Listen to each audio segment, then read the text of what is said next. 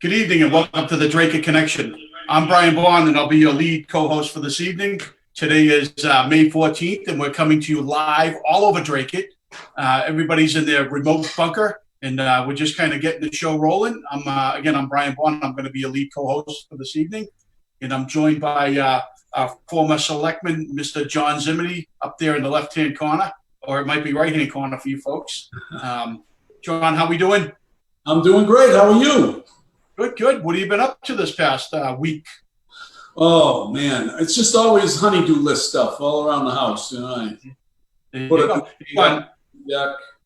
John, I appreciate you letting me run the show this week. I want to thank you. No Everybody problem. says you've been doing a great job, but I had to jump back in. Sorry. So, no problem. I relinquished it to you. I, gotta let the peasants in once in a while. There you go. I appreciate that. Below John is Mr. Gordy Scott, our blow-in from Wisconsin. Gordy? That's right. Yes, Gordy, how are you? Good. Big news. Did you see my big news out of Wisconsin this I did. Today? That's why I mentioned it. What's going on in Wisconsin? Just quick. They opened, real quick, the Wisconsin Supreme Court reversed the decision by the governor to open the state. So the bars, people are all at the bars drinking, no social distancing. And so we'll see how that goes. Good man. And everybody at home safe and happy? Yes, very, very much so. Hope everyone else is there too. All right. I'm going to go to your side there. And now we got Mr. George Bogue, our co-host. And you folks out there noticed Mr. Bogue is trimming property. He's got the tie on tonight. He's looking good. And I do understand it was just recently his birthday. So how are you doing, Mr. Bogue?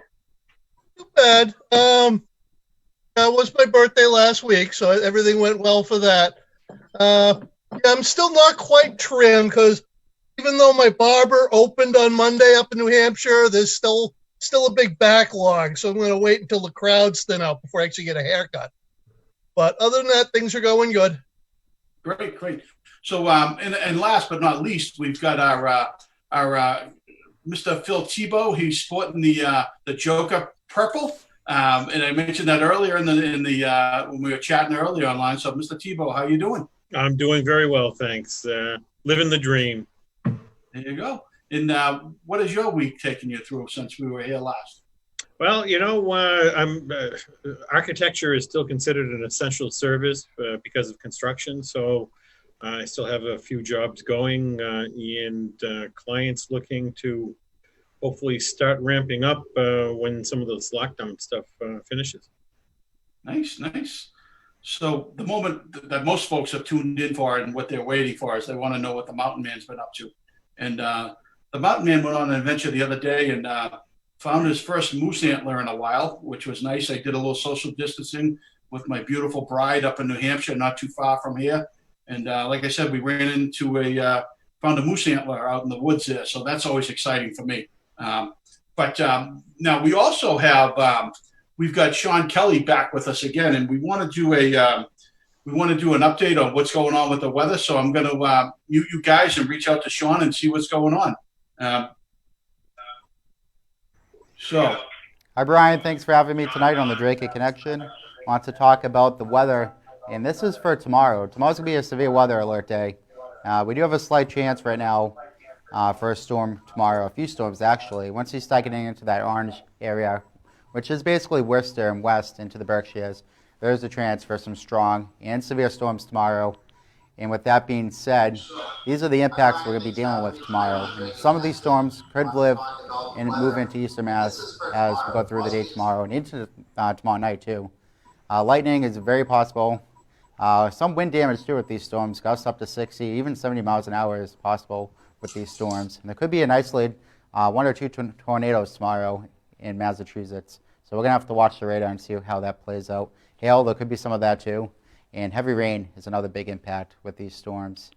And here's a look at the radar, the future radar, of course. Tomorrow, the more sun you get, the higher the chances is going to be to see some storms. And that line looks like it is going to move in tomorrow afternoon and tomorrow evening, mainly between 3 p.m. and 10 p.m.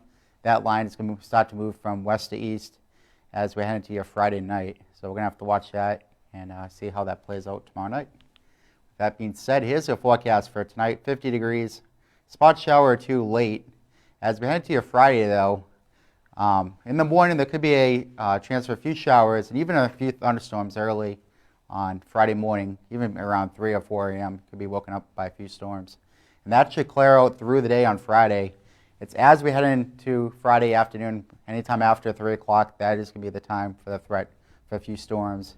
So afternoon storms, the wind's coming from the south, 5 to 10 miles an hour. That could cause some rotation inside the storms as we head into your Friday night. And 51 degrees we're going to drop down to on Friday night.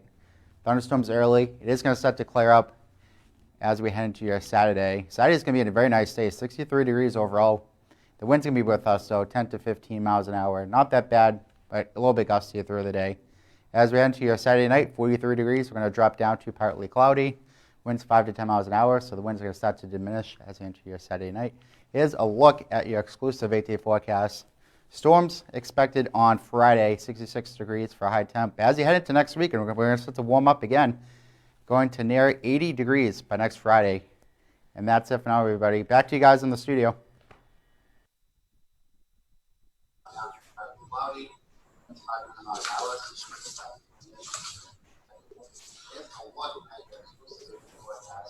Storms expected on Friday, 66 degrees. As you head to next week, we're going to warm up again. There we go. Hey, Sean, we appreciate that that weather report. It's good to hear that. We'll go through a little bit of a bump tomorrow, but we'll be out of that soon enough. So guys, I wanted to get into a little chit chat, but I was going to kind of lay out what my idea of the agenda was. I don't run a tight ship like Mr. Zimity. I like to keep it a little bit loose. But I want to give a little background to you and the folks out there that what I was looking to chat about, and then we can always break it up and add to or take away. But I wanted to get into the COVID-19 update with Gordy Scott. I want to talk about COVID-19 update in Dracut, discussion about the same versus the health versus the economic balance, and then I want to get into a little bit of the House Democrat introduces a $3 trillion stimulus proposal. I want to chat about Dracut election and also the town manager's contract. So I'd like to try to jump in right away with Gordy and Gordy. So what do you got, kid? So I don't know if you got the video queued up there, Brian, my video, but I did notice in Sean's weather report there's a possible tornado. That's kind of crazy, huh? Yes. So let me get that going, Gordy. Like I said, I'm not as good as Zimity on this because I got to do both. Yeah. Is that your report up there? Do you see that, Gordy? Yep. All right. So I'm going to start it over. All right. So yeah, this is our COVID-19 update for Massachusetts for today. The first thing will come up is the chart. So you can see these are the new cases by day. So you can see we had that spike back about a month ago, and it's leveled off quite a bit since then. You can see the average age is 53 of those with COVID-19. Average age of hospitalization 68. Average death age is 82. So it's pretty high. Total amount of deaths now in the state's 5315. 61% of those coming from long-term healthcare facilities. You can still see that numbers going up, 98.4% of death, pre-existing conditions. 62% people are 80 plus, 85% 70 plus. 95% of the people are 60 and higher that are dying from the coronavirus. And you can see there 259 people under 60 are dying. And still, John, 4 people that had no underlying conditions. Only 4 people in the state of Massachusetts have died of corona that have not had, that are under 50 and did not have pre-existing condition. Go ahead, John. He poked at you. So what do you got to say there, kid? So pre-existing conditions are still a main issue with people who get COVID-19 or the China virus. China virus, correct. Yeah. Very interesting also, and it's still the aged or the perceived aged are in trouble if they have underlying issues. That's really too bad. But you know that I have some numbers for Dracut today.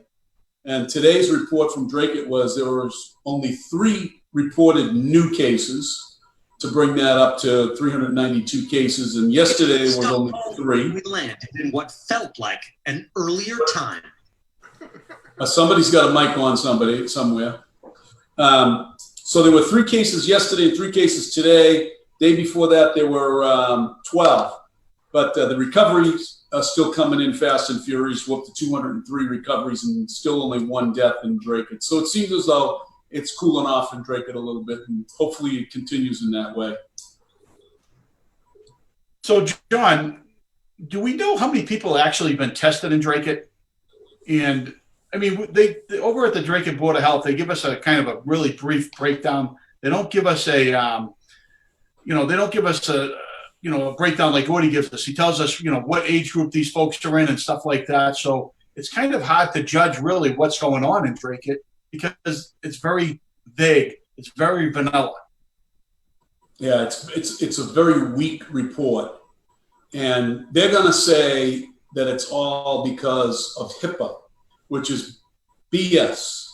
HIPAA has nothing to do with the figures. You see Gordy's extensive report about the state, and you see across the state where people have been reporting where these outbreaks have occurred, whether they've occurred in cluster living or if they occurred in nursing homes or in, what do you call it, those care, assisted living care, or particular business that might have had a couple of cases.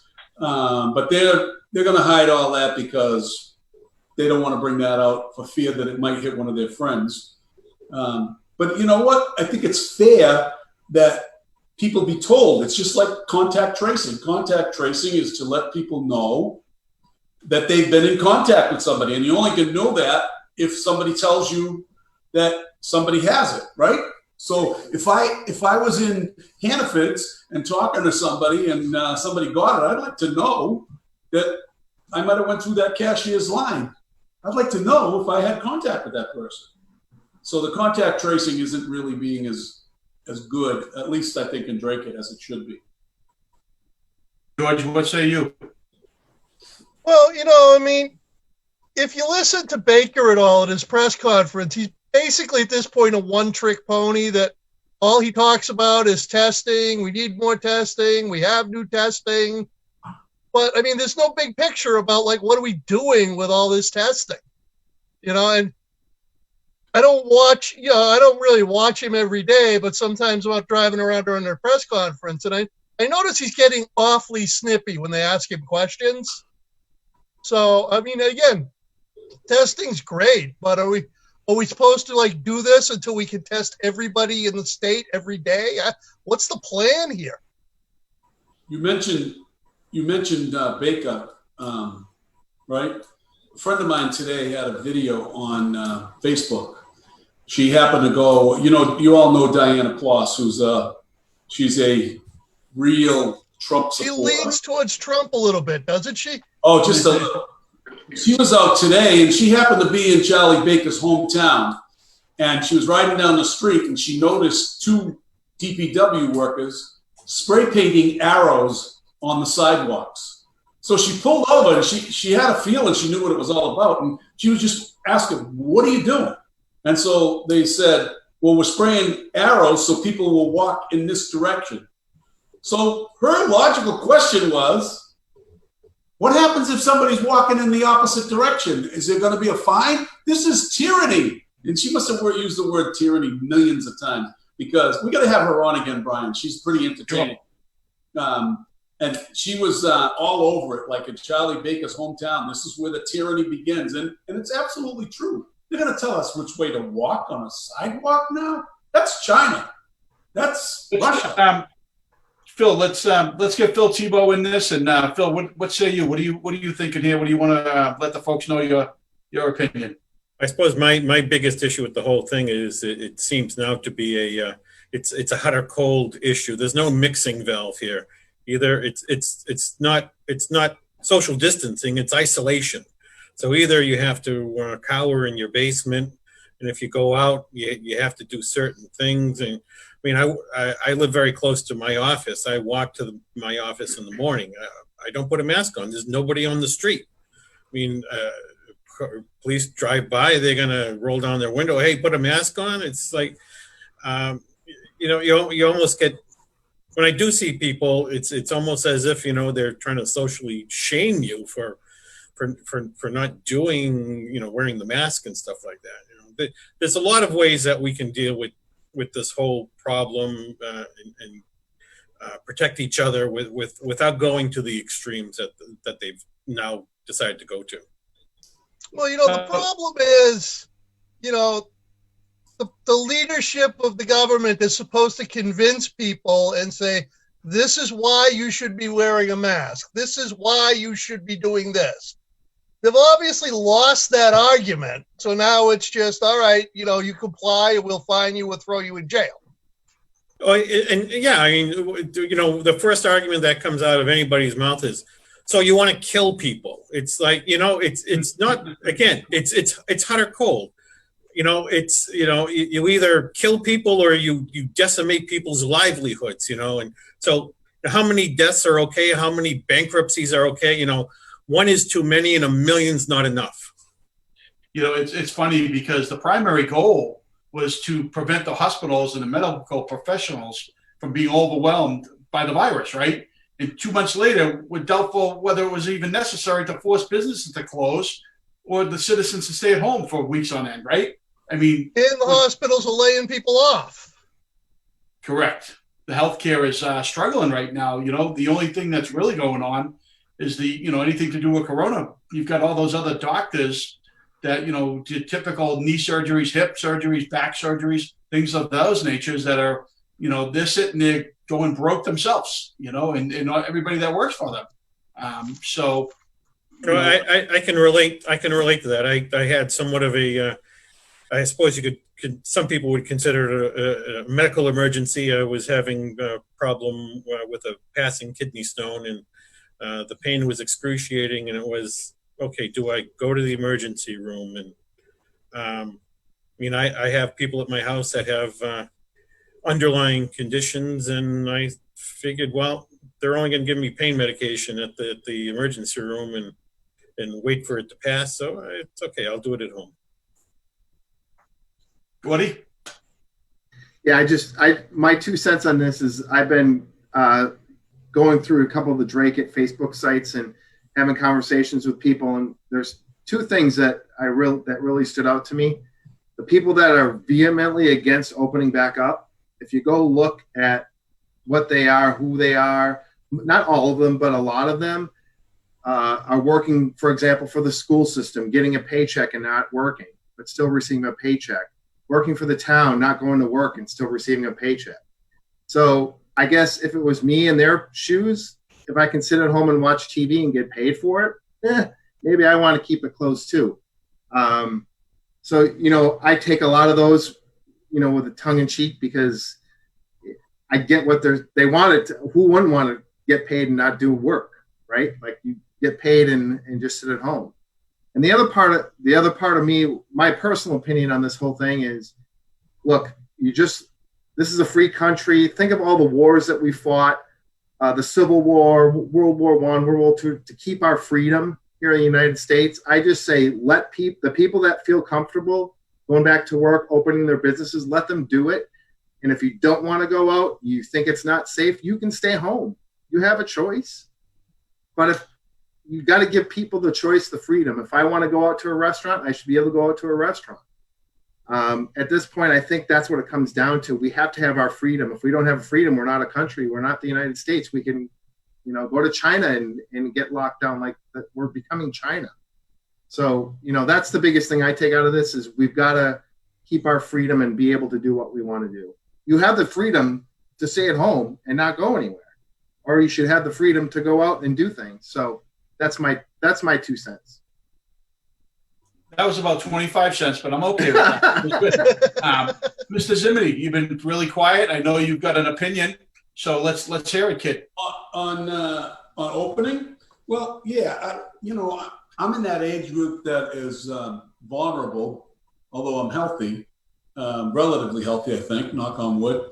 So I'm a little nervous, but I wouldn't jump right back in and start Ubering tomorrow if they said open up tomorrow. But I think I would start thinking about it by, July 1st or the end of June to see how things go.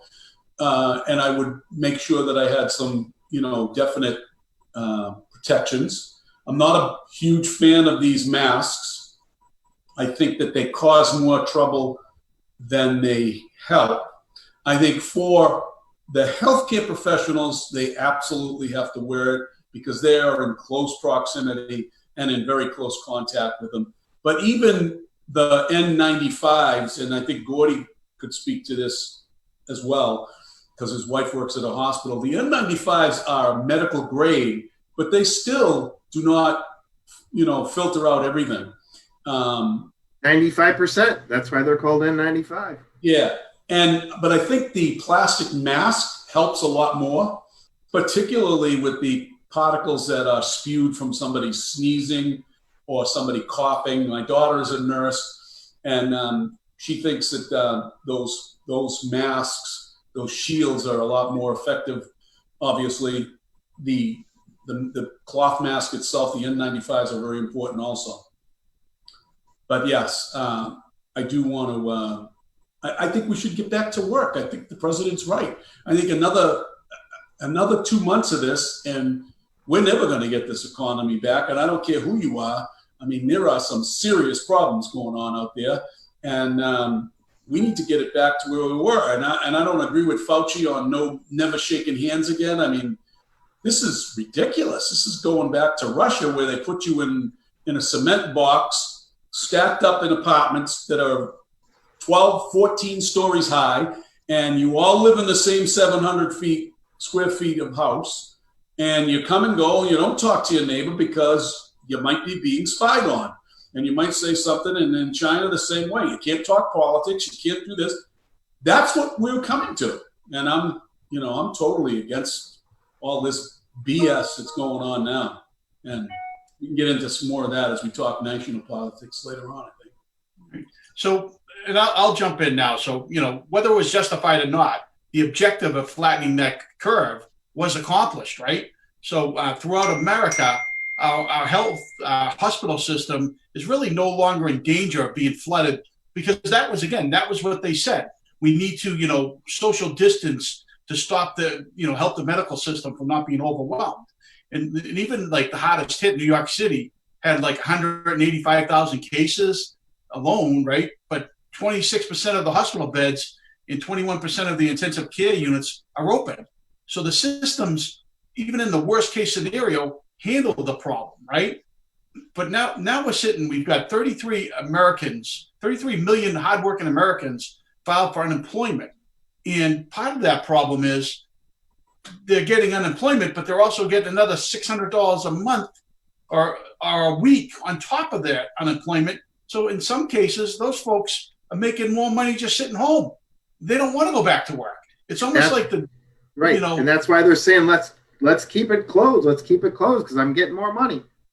Yeah, the extra 600 ends at the end of July, though. So and we're gonna then they'll want to go back to work then. Right. But George, we'll get into it start ramping up before then. Right. But we're going to get into this proposed stimulus package. But in that package, there's more funds to extend that even further. So we'll get into that in a little bit long. Anybody else want to jump in on any of this before the House Democratic, the Dems introducing a $3 trillion stimulus package? That's our next agenda item. We have a mutual friend who told me that he's collecting unemployment because he works for as an auto repair person, and he was he's been laid off, obviously, and he's collecting. But he says, I'm making more money staying home with the $600. He says, I just take the $600 and put it in my savings account. And if I told you who he was, you'd all laugh because he's cheaper than me. Come on. So he would definitely put that money away and never use it. Whereas me and my wife, we're spending more now because I'm home. We're doing all kinds of different things around the house, as you know, Brian, right? So We're doing stuff around our house because when we've been doing it for several years now, because we're looking to sell, we're looking to downsize. So this kind of hit at the wrong time for me. You know, I had some plans of trying to put the house on the market this spring, and looking to go in different direction. Which some of I hate to announce that here, but that might not even be in Dracut. Who knows? Who knows where you land, right, John? Maybe Abington. yeah, yeah. Hopefully, we have a couple people on Facebook that have chimed in, Brian. I don't know if you can see it, but I can. And Audrey Perry's talking about how New Hampshire people want us to stay out of New Hampshire. She thinks they're racist.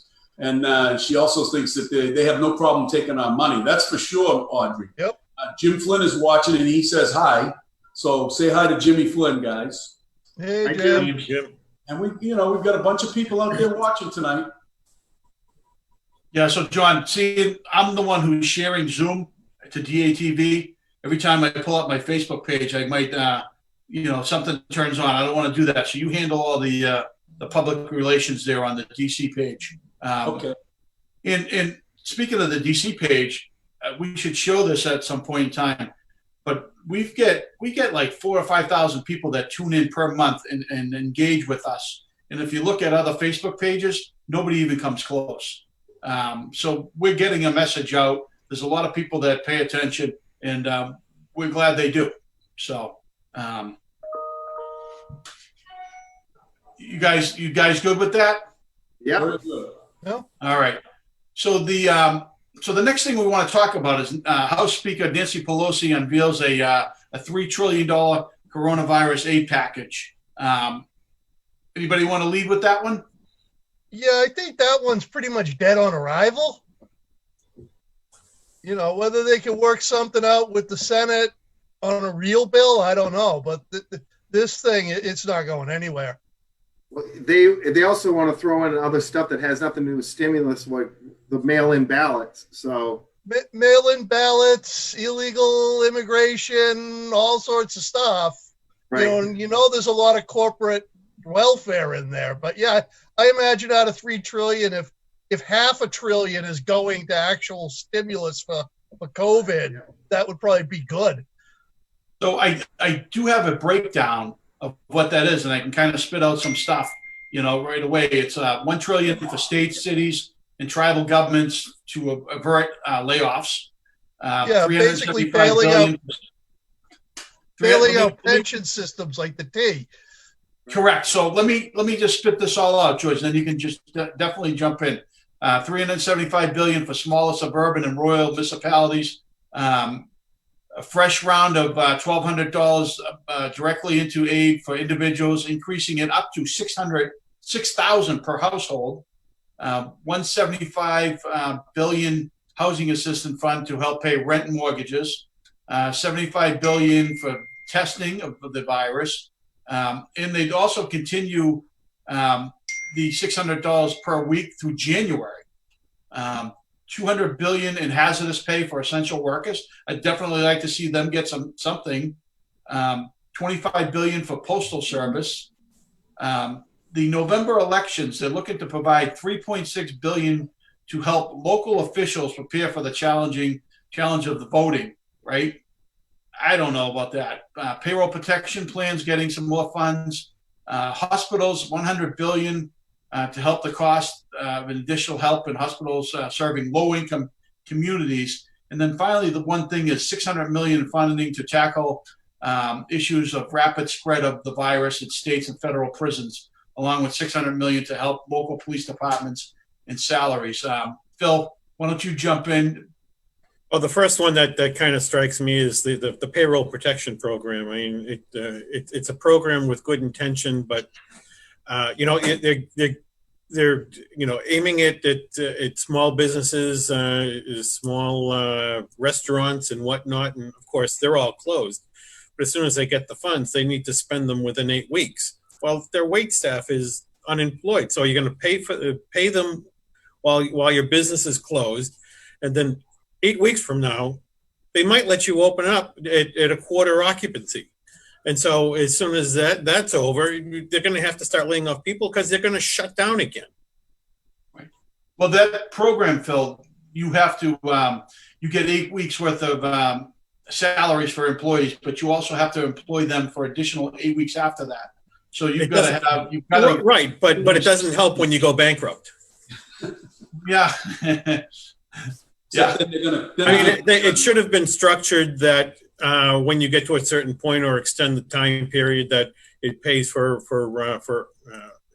your employees' paychecks.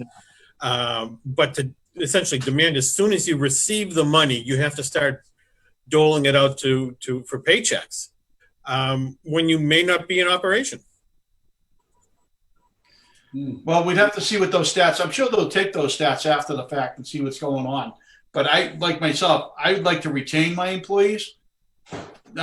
So I'm not looking to go bankrupt, and I know a lot of small businesses aren't either.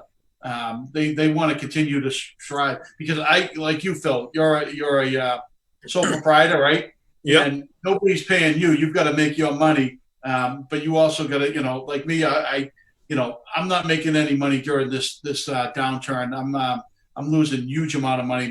My income's been cut way down. Well, I heard a statistic that Massachusetts restaurants, the estimate right now is between 30 and 50% will be declaring bankruptcy and closing forever. It's a lot. Well, it is. Going to get people out. That's 200. Open up. Yeah, 200,000 people that are employed by the restaurants, and those jobs will be gone. Anybody else? The Federal Reserve came out with a study yesterday. 40% of the people that make $40,000 or less are now unemployed. Imagine. My biggest thing, I'm all on board with what you guys have just said about the payroll protection plan. They rushed it through, and there's a lot of things obviously that need to be tightened up. In this next round, they got to be very careful what they do, and I think the Republicans are going to be more responsible with it, and they're not going to allow this crazy stuff that Nancy Pelosi's trying to push through. And Nancy ought to be very careful what she wishes for, because they have this ballot harvesting out in California, Gordy, with the mail-in stuff, right? And one of the congressional seats that have been Democratic for the last 20 years just flipped Republican. So I think Republicans are learning how to harvest the vote. So be careful what you wish for, Nancy. And I don't agree with the mail-in balloting at all. I'm more in line with maybe going to a different model and make it a drive-through type model of voting. I mean, I think, Phil, you and I had this discussion offline sometime during the week. I think it was you that I had it with, and we talked about, we have a fire station that has 4 bays. For crying out loud, you could set up 4 bays of people going straight through, and make it easy. Put the ballot on a clipboard, hand them even at the schools. I mean, you could set it up at the high school, the Richardson, and essentially have people drive through and with the clipboard, check in, check out. They take the clipboards, they sanitize them, and they kind of recycle it. Yeah, there's plenty of queuing area for cars. Absolutely. So yeah, I'm more in favor of that, but I'm not in favor of them. Listen, all of these trillions of dollars that they have been giving away, basically, isn't really going to affect me, I don't think, because I'm on the other side of the mountain, right?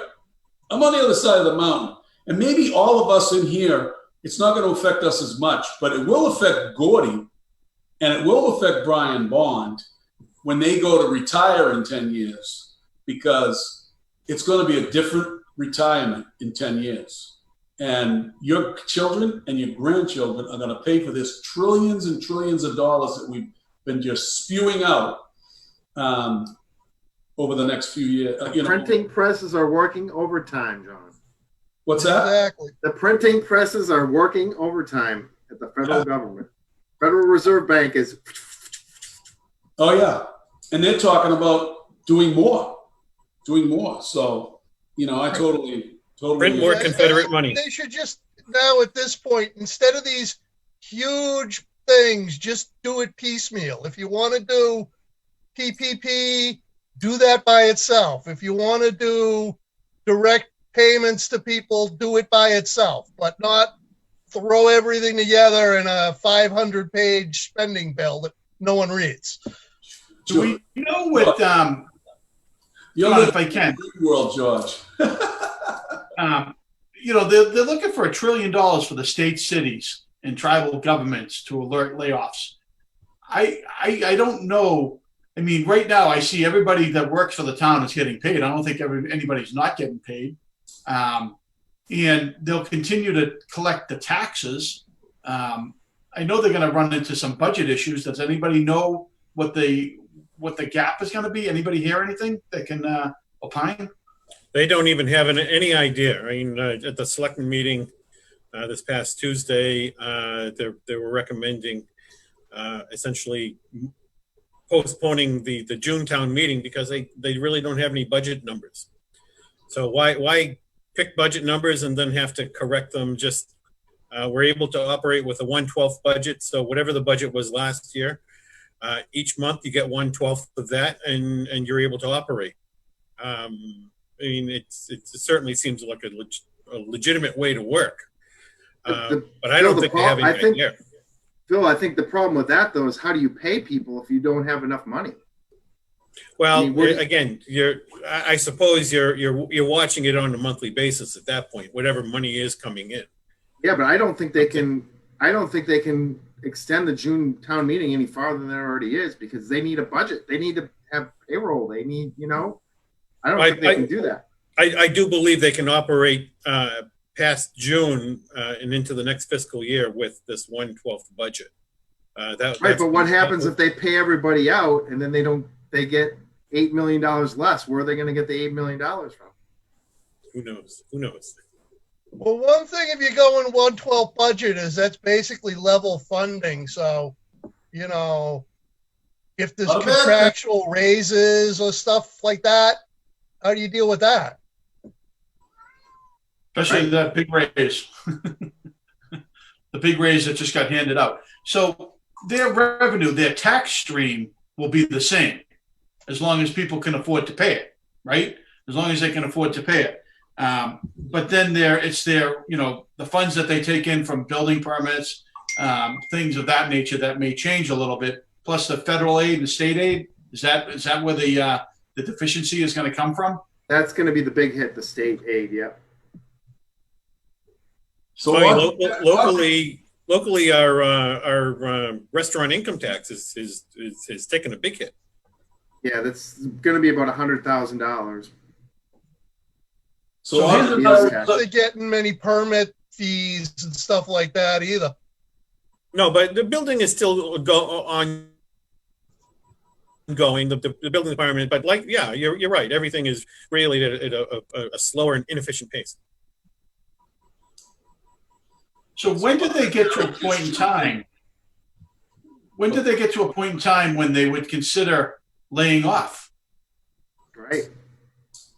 Is that like forbidden to even say in local government, state government? You can't say that.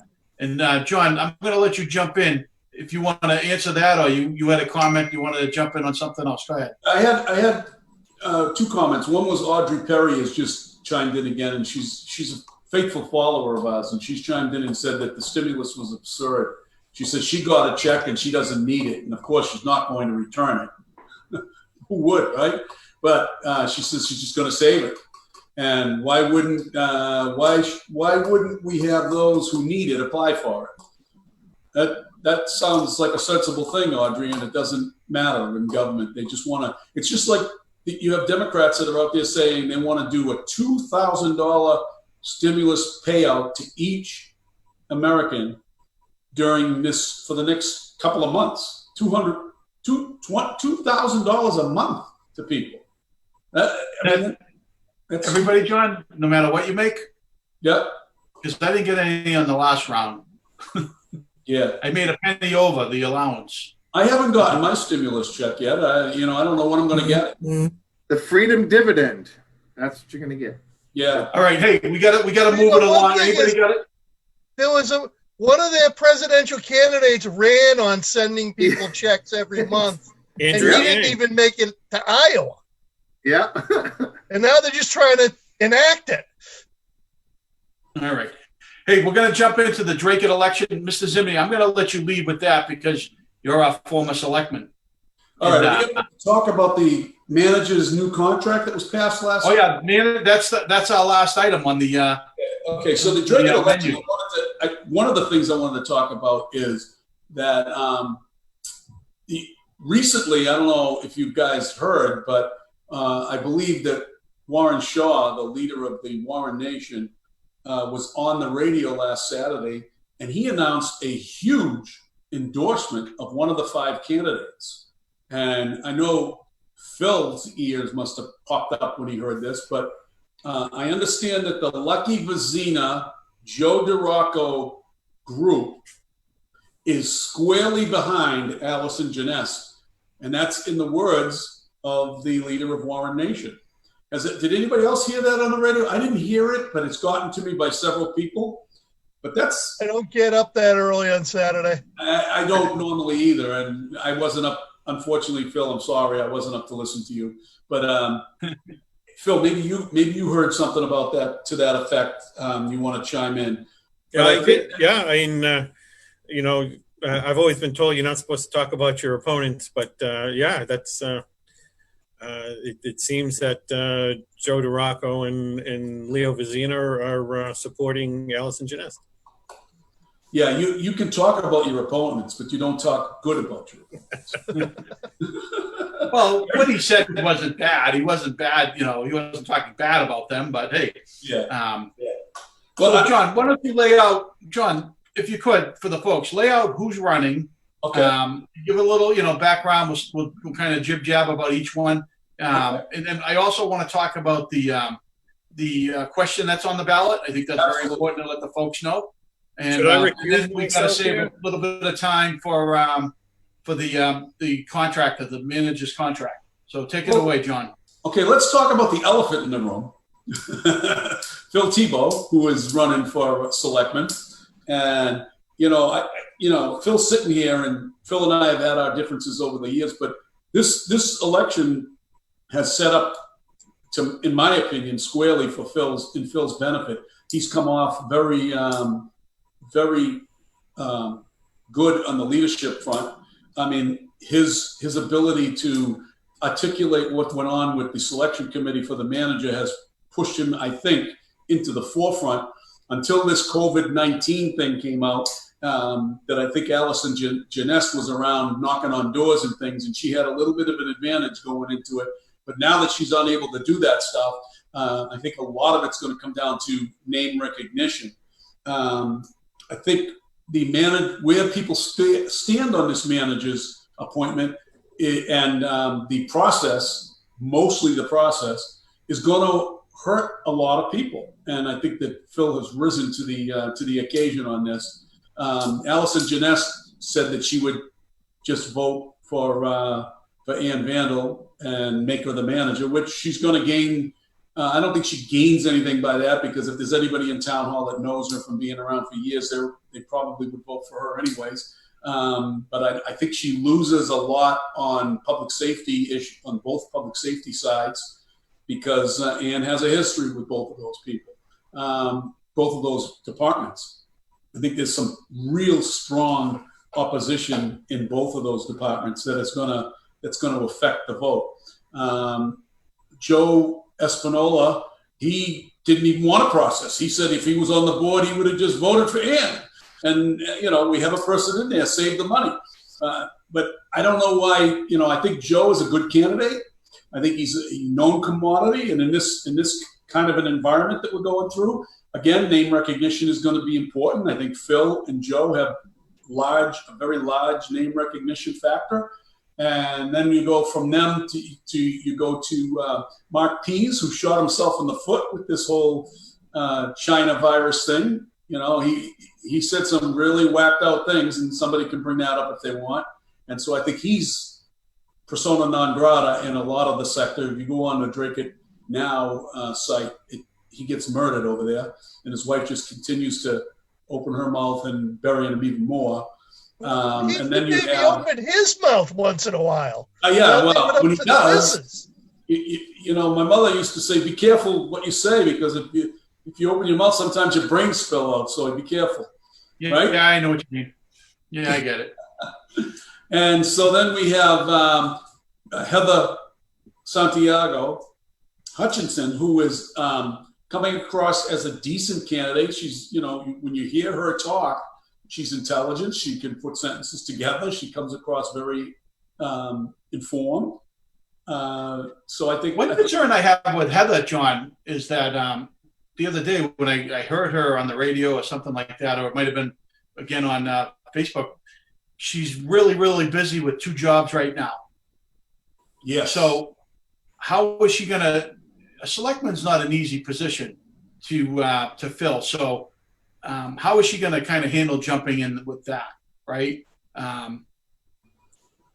Tony, what do you say about that? I picked up on that right away when she was on the radio, or we heard her in an interview. Maybe it was on Teddy Panos' show that yeah, we it has 2 jobs. I that jumped right off the page to me. Now she's also said she would come on this show, but her schedule is so tight she can't find the time. She's not coming on the show. She's No, not. at least she said she would though. The only one with the chutzpah, I was going to say something else, but the only one with chutzpah is Phil. And, you know, what are you going to say? I mean. Well, you know me. I'll talk to him. I'll talk to anybody if they're willing to listen. Oh, yeah. Thanks, Phil. And he'll take a photo with anybody if they'll take the photo. Yeah, we won't talk about that stuff. Yeah. So, John, Allison Janess, I mean, she was working hard, right? So she worked hard in the beginning. I think this virus did put a curve into her campaigning style. You know, she chose not to come on this show. We get 2,500 people, 3,000 people viewing the show weekly, you know, whether it's on Facebook or it's live on DATV, you know, so that's really kind of ditching those folks also. Joe Espinola, I think Joe's a great candidate. I think he's got a lot of name recognition. Mr. Tivo, obviously, he's our guy. He's very conservative for the town. You know, he'll play it like it is. We can't twist his arm to go in a direction that we would like. He will vote the way that he thinks is best. Because we've disagreed on several things, and that's okay. Now our other candidate, Mark Pease, he's been quiet, although he has been snooping around over at Lucky Oil, trying to get their support as well. He's been told, I think, that he's got their support, but I'd be very wary of that support. That carries a lot of baggage with it also. The thing that bothers me with Allison Janess is, you know, she's all unicorns and rainbows and cupcakes, pierogies, and whatever else, you know. I mean, come on, talk about something. And 2 things I think about her is if she thinks that bringing a corporate mentality to the town of Dracut is going to help her, you have to understand the politics of the town too. And I don't think she understands the politics of the town. And the politics of the town will eat her up, in my opinion. All right. Any other, George? Yeah. Go ahead, sorry. So Mark Pease, he is on record of supporting the stormwater fee and the Warren Shaw tax, right? Yes, I believe he is. Okay. Yeah, that's big stuff, Brian. For Mark Pease to say he's in favor of the stormwater tax, wow. Yeah. And the Warren Shaw tax too. Yep. Phil, where do you stand on the stormwater tax and the Warren Shaw tax? I've been squarely behind that. The stormwater needs to remain in the budget, much like our rubbish. No more taxes. No more taxes. Work it within the budget. And what about the 25 or the 50% increase on? So the community preservation tax is essentially discretionary funding. I don't think we can take discretionary money out of the taxpayers' pocket, so I'm against it. There you go. Which is a good thing. Gordy, where are you on that?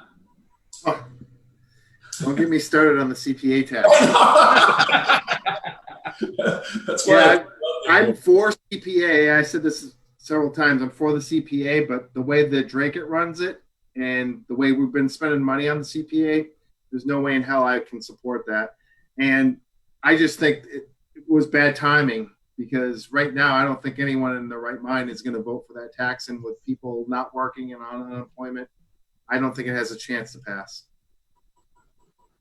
Yeah, I was on the CP, the Community Preservation Committee, the first 3 years that it was in its inception. I was, as a matter of fact, I was chairman for a year, and we were very conservative then. You know, what projects are we going to take a look at, and how are we going to recommend different projects? And I mean, By the way, how's the old town hall look? How's the old town hall coming along? Yeah. How many years has that been now? And it still looks the same when I drove by it. Hey boys, we've got 7 minutes left, so we got to save some time for the town manager's contract and discussion. I'm not sure. Has anybody out there anybody see the contract? Anybody chatted with somebody? Mr. Zimmy's got something. All right, John. How'd you get that? I didn't see you coming out of town hall with that, did I? Hey, we've got friends. We get a lot of things. I also get anonymous mail. See, with a lot of things in it, and we'll get into that another night. We're investigating that. We're working on that. But the contract is a very good one. She's not going to get a pay raise right now. She's going in at 175, which, by the way, is what Duggan got after 5 years. He started around 140, 145, I think it was, 135, 45. That was the first contract which I was involved with, which was really a suppressed contract. And she doesn't have any more experience than Duggan had when we hired Duggan as the town manager. So for anybody to say she's been interim manager and she's been a couple times, that's all BS. Listen, I like Ann Vandal, and I don't have a problem with her personally. I just have a problem with the way she got the job, and I have a problem with some of the qualifications going forward. I wouldn't have voted to put her in the position she's in now. Least of all, not at the contract that they gave her. They gave her a great contract. And I mean, I will say that Tammy Driscoll-Harris has pushed back on it and got a couple things in the thing changed. But in the end, it doesn't matter, because they're gonna at some point in time, Joe DeRocco's gonna move to boost it up again, because after all, he's famous for boosting up contracts for people in the town government, particularly the administrators, like he did with Dennis Pindek's 27% pay raise 18 months before he was going out the door. Really gave him a nice handshake. In this one, there's a car for the manager. In the one that I voted for, there was no car. We gave a stipend for a car, and I'm not one that wants to see somebody driving all over the state or all over the country with a car. Now, there was rumors around that the former manager had a place down the Cape, and that he was using the town car to go down to the Cape, lights and siren, getting over, this is rumors. John, I gotta jump in, let other people jump in. We don't have much time left. I agree with you that I don't think any of us really think that Ann Vandal is the focus of why we're upset about this. It's really the process or the lack thereof. That's my 2 cents in there. I want to get to George next. Your quick opinion on this, and then we'll jump to Gordy and Phil, and then we'll get back to you, John. 2-year contract, John? It's a 2-year contract. By the way, the charter calls for no term, and it explicitly says excluding tenure and term. So they're in violation of the charter right off the bat. Well, I mean, she's got the job. I hope she does well, and she has 2 years to prove herself before she, has to do another contract. But, there's 2 elections between now and then, so she'll have 2 and potentially 3 new people to deal with. So George, at $175,000 a year, that's the rate they got it at. That's $3,365.38 a week, or $673.09 a day. Okay, if you work a 5-day week. Okay, so she's in this contract. She gets to accumulate sick time for the entire time that she's the manager. She's going to get 15 days a year sick time, and she can accumulate those and keep them going and get paid at the rate that she's making at the time that she leaves. So let's say she lasts 10 years. Hey, John, we really got to get into, I want to know what Phil thinks. We only got a couple minutes left. I want to know what Phil thinks. He's a candidate. Let's hear it, Phil. I think the one thing that got me when I was listening to the selectmen meeting is the selectmen wanted to push off the time frame for the evaluations, job performance. Typically, they're done in October, and they were saying that, oh well, new selectmen come in, they won't know her very well. Let's push it off until a year from October. So she'll be on the job for 3/4 of the term without a job performance. To be honest, I say they hired her because she was a known commodity. Everybody knows the good job that she does. And she does do a very good job. But if everybody knows her, then she can be evaluated in October. And I think she should, especially with all this, the talk of the pandemic and economic recovery. You need to keep a tight rein on that. And I think job performance gets tied into it. Gordy, you got a minute. Joe Gordy, you got a minute, and then you got to close it out. He'll want to try to make the extension of the contract in October before he leaves. Gordy, Yeah, my only point is there should be cap limits for all raises. Even though you get a promotion, should be a 10% cap limit on promotions and a 2.5% pay raise per year for any position that the town pays for. All right, Gordy, close it up, kid. We're done. All right, everyone, thanks for watching. We really appreciate you guys watching us and staying informed in the town of Dracut. Remember, if it's Thursday night at 7 o'clock, it's the Dracut Connection. Stay connected.